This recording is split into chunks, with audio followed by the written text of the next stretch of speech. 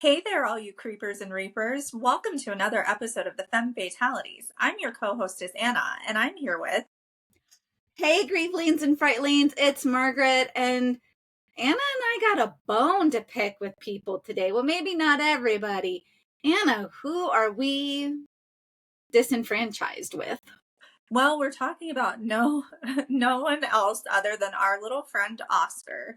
Oh, he's about 14 inches tall, gold-plated, and very, very stoic. So if you haven't guessed it, we are going to be talking a little bit about the 2025 Academy Awards and maybe some of the things that we picked up on as horror fans and thanatologists that were worth discussing.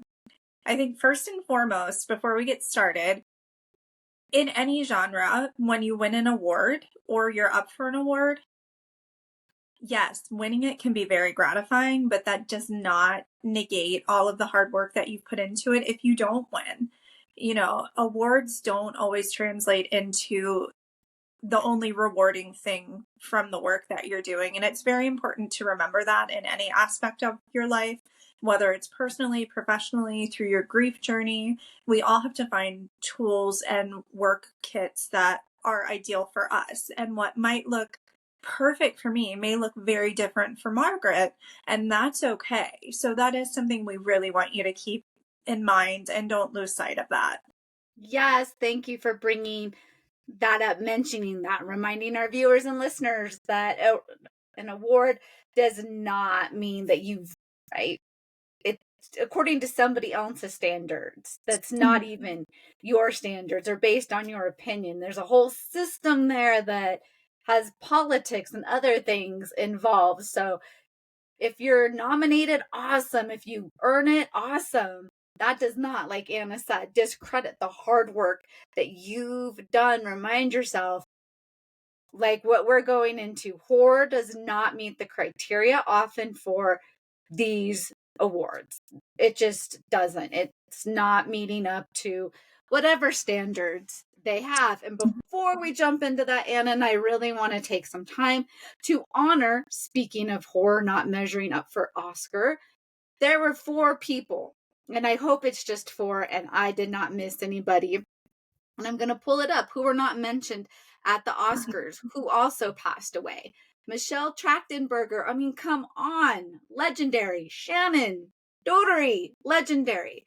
Olivia Hussey, and then my man, Tony Todd, 4 amazing actors that, because they were more sci-fi horror related, did not get mentioned in memorandum or memoriam or whatever they call it.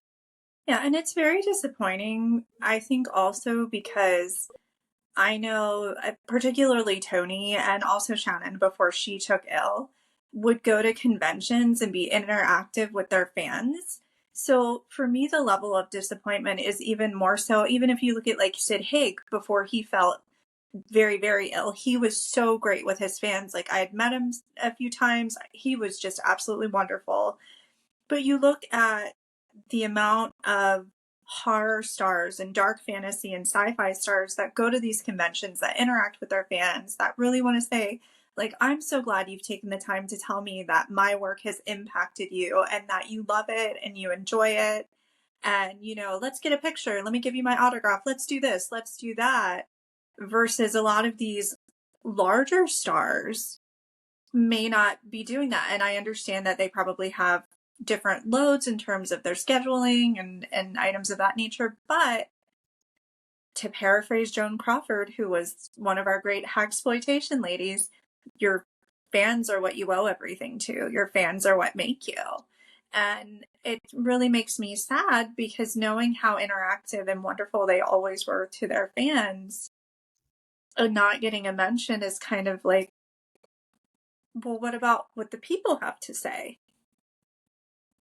Oh, yes. Yeah, it was completely disregarding a whole group of people. I think of like Michelle Trachtenberger. How many people grew up on her TV show, Oh right? yeah, like Buffy. Yeah. Yeah, Buffy, and the other one, she did that like horror show with like where she talked about folklore and Mm-hmm. Yes. How many people grew up on her and know her over, I can't even think of her name, the actress that won for Best Actress. Right. Yeah. And the other thing too is even like Shannon Doherty, like I Heathers was one of my favorite movies as a little girl, and she was great. And then of course I grew up in the 90s, so I would like stay up late and sneak into the TV room and watch 90210, because all like the older kids who were so grown up were doing it. And then of course like Charmed. So there's so many different series, and it's just very disappointing um to see that. And Margaret and I were talking earlier, and the irony, in addition to kind of the devotion to fandom and interaction, is the economic aspect, right? So we all know like my full-time gig is very much in like the economics, money, all that stuff. um Horror is an industry that grosses such a substantial amount of income every year in comparison to so many other film genres. You could even say that I would estimate about sci-fi as well, and fantasy films, right? Because they're all kind of interlocking and weaving with one another. They're not the same thing, but they definitely, they're in the same spice cabinet. Mm-hmm. And when I'm thinking, okay, well, so this artistic interpretation does not coincide with the fiscal aspect. And it just disappoints me because there has to be some sort of acknowledgement to that portion of the industry too. These movies are keeping things going. During COVID, Terrifier 2 came out, and people were going in droves to theaters to see this film. So many other films that came out during the pandemic were straight to streaming or not grossing very much in theaters. So it's such a driver. People want to be scared. People want to laugh. They want to have fun. And horror is one of the most ideal ways to do that. Yes. Yeah, I agree. So, Oscar, do better.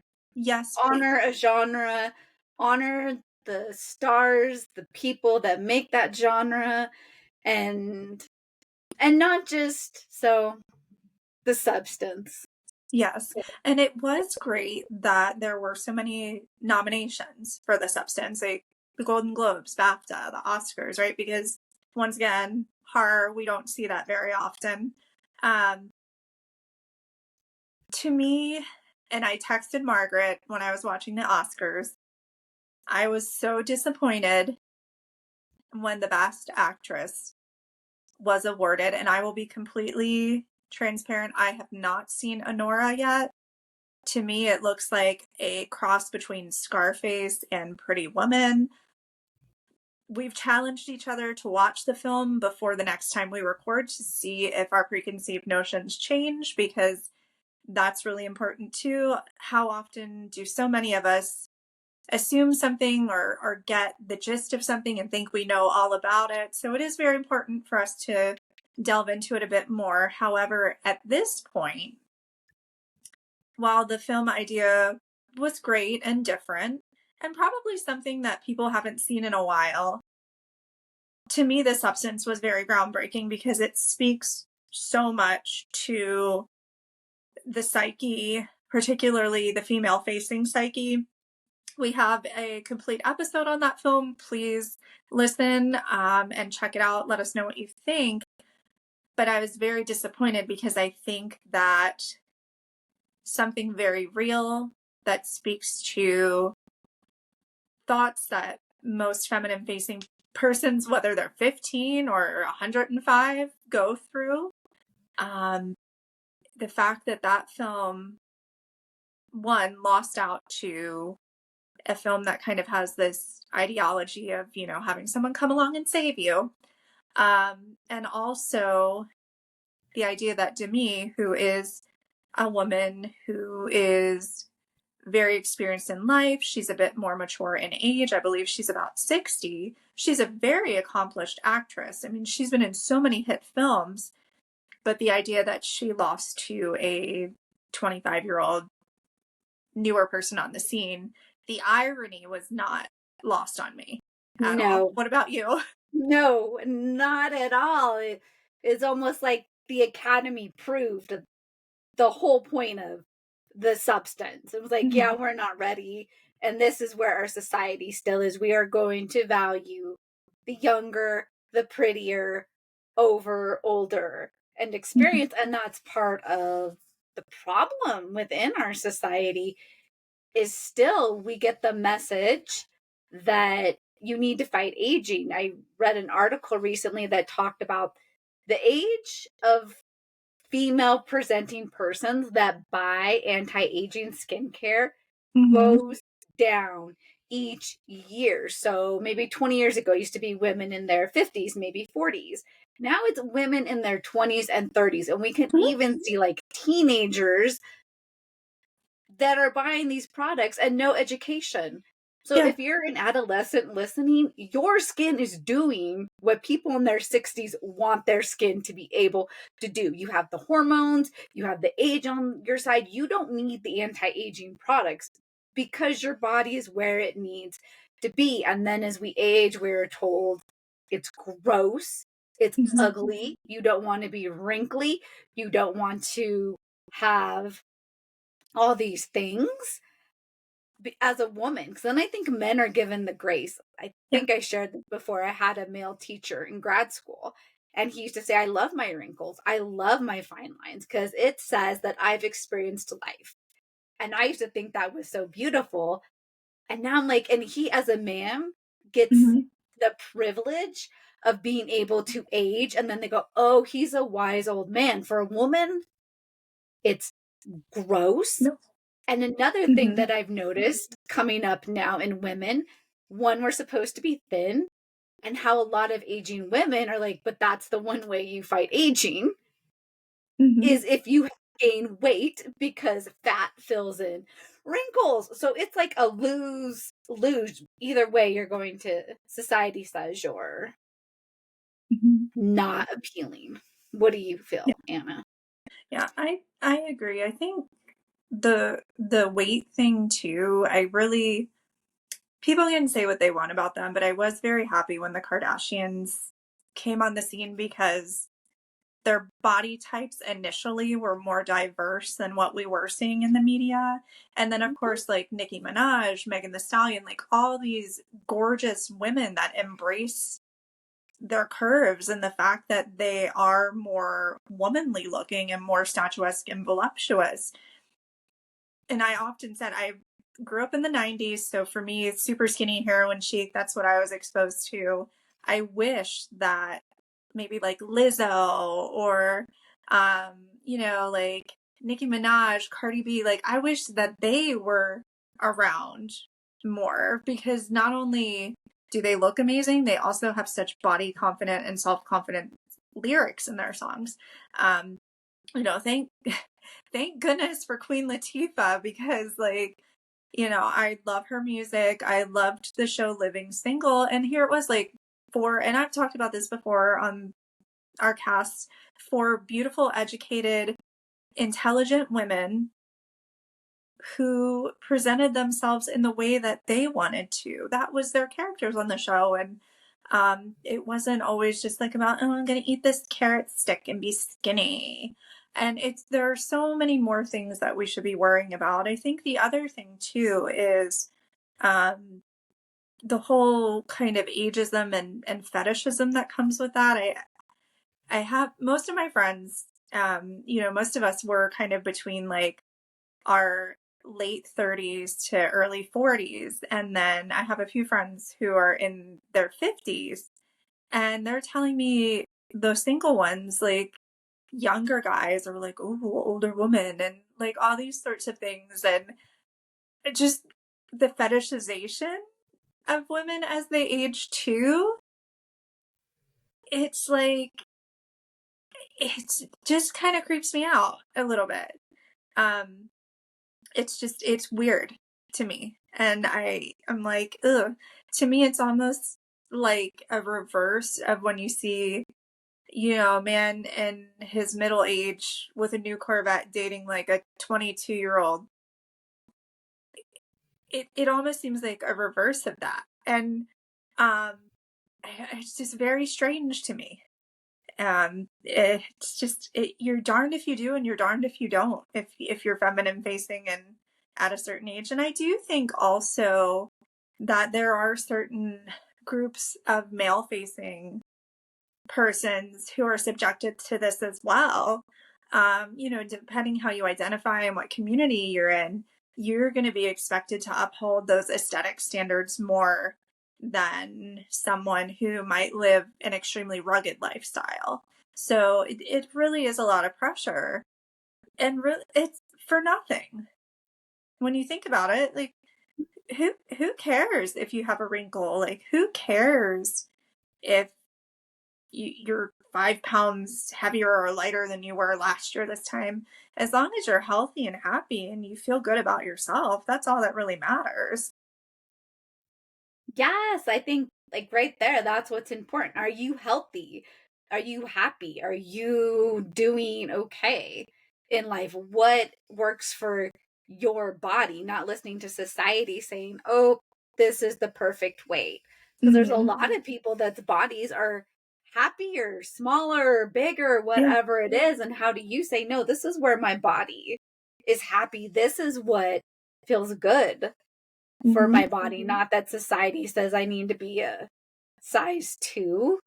No, Right. what works. And also genetics. Some of us Mm-hmm. are born with bigger boned parents, smaller Yeah. boned parents. I know for my kiddo, her dad's side, they are bigger boned. They are full bodied people. Mm-hmm. My side of the family, we're we're little people. We are short too. So I say we're Mm-hmm. like little. We're not like little. We're right. Yeah. We're Just a bit more and compact. she got his, and I love it. She's so full figured and she's just got this amazing body with curves. And I felt bad for her because growing up, people would compare her, why is your mom so small? Because I came from those genetics Mm-hmm. and she came with, I mean, it's gorgeous. Like, I love it. Like, you're on like Lizzo and these people that, man, Yeah. like, they look good. Like, no, I didn't get curves till I got pregnant. Like I had no hips. I kid you Oh. not. So like women just, how do we start to help each other love the bodies that we have? Because they're Mm-hmm. our bodies. They're our meat suit for this lifetime. Absolutely. Yeah. And there are just so many different standards. And I think that no matter what our bodies look like, we're so trained to say, like, well, I want this, I want that. And I know for me in my grief journey, I did gain a substantial amount of weight, which I have gone on to lose. Um, but it's just now it's kind of, even I find myself like saying like, oh, I'm lifting weights, my arms look really good, but they'd look better if I started doing this. And it's just kind of that whole never being satisfied mentality. Yeah. So, right. Being like, okay, what can my body do? And embracing that. Oh, like Anna's saying, she's lifting weights. Oh, I can curl 10 pounds. Can I get this to 12.5? Can I Mm-hmm. get this to 15? Where do I feel good? So often we're like, no, I have to, my arms can't be too bulky. They can't. Yeah. Maybe if I want to be able to curl 100 pounds, then awesome. My arms will then reflect that. We forget Mm-hmm. the function of our bodies because we get caught up in she has a flat belly. She got her Brazilian butt lift. Mm-hmm. Okay, well, our bodies are here to serve a function. There are Exactly. cultures that find that are opposite of America. Like Yeah. America really values thin.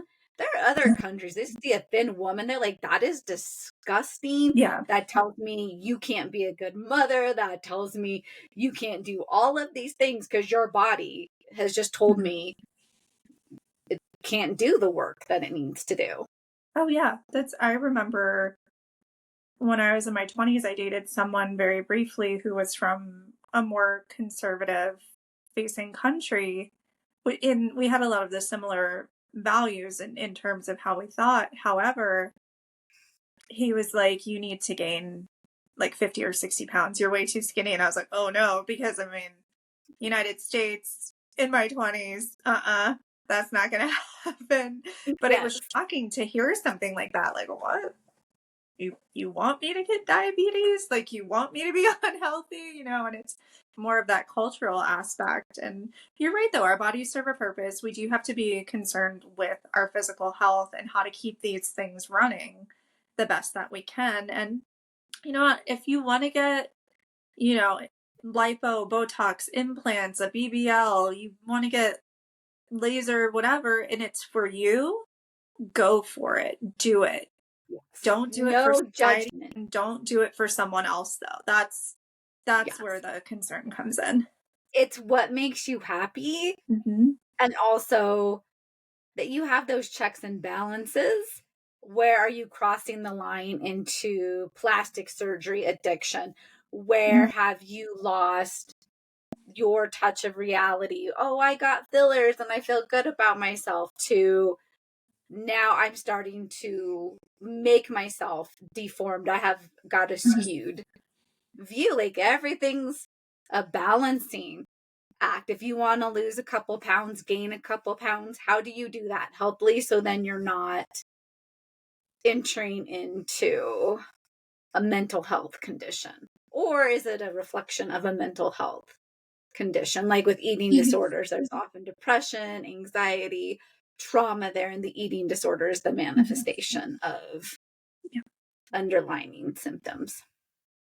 absolutely. And on the subject, eating disorders are thought commonly to happen to adolescent females, but they occur in both female and male facing persons. You can be any age. There's been a huge surgence of elderly persons with eating disorders, partly because of economics, partly because of other factors, including mental health. And it's really important to check in on yourself if you do start to find that you're experiencing overly obsessive critical thoughts in relation to your appearance, especially when it concerns the amount of nutrition or any sort of ambulatory movement that is going on. Please, please, please seek out help from a professional. Your health, your nutrition, your ability to move and function in the best way you can are extremely important. Yes. So if you're struggling with an eating disorder, go to NEDA, National Eating Disorder, I think it's Association. I'll link it in this cast. There are supports out there for you because, yeah, and that's how I started. I started in adolescent and child therapy and then moved into eating disorders. So yeah, you're not alone. Seek Mm-mm. help. And it impacts a lot of people, like Anna was saying, and now it's even growing to where a lot of young men now, what is it? There's a new diagnosis for young men that are trying to like bulk up. Like, it is now an eating disorder for people that, instead of wanting to get smaller, actually wanting to gain more muscle. Yeah, absolutely. So the main thing is to be healthy. If you find yourself thinking about your body and your nutrition and your exercise regimen in a way that's unhealthy or obsessive or compulsive, that's really the time to hopefully reevaluate what's going on and potentially seek help from a professional. Our bodies are our main vehicles. We only have one in this life, so we got to try and take care of them the best that we can. And that does include our physical health. I know a lot on our podcast we talk about our mental, emotional, and spiritual health, but you got to take care of this part too. Yes, take care of yourselves. And if you need more inspiration, go watch The Substance, listen to our podcast on The Substance, because The Substance is so relevant about this topic. And we appreciate movies that bring awareness to the Absolutely. human mental, whatever, the struggles that we go through as people on this planet. Yes. And I will say, since it is award show season, we would like to give a special shout out and award to all of our listeners. Thank you for sticking around and joining us. And Yes. we really do hope that some of the things that we talk about are very helpful to you. We hope that what we're discussing is salient and has some efficacy. And we really are here to remind you that you're not alone. You're not in an uncaring world, that there are supports and services available to you no matter what you may be struggling with. Yes. Yes, yes, yes. So don't forget, like, subscribe, follow, comment, and until next time, if you do have an Oscar in your possession, let me know if there's chocolate underneath the foil, because I've always wondered that. But aside from that, remember to drink your Bruja Brew, eat your coffin cookies, and howl at the moon. We'll see you next time. thanks for watching, listening.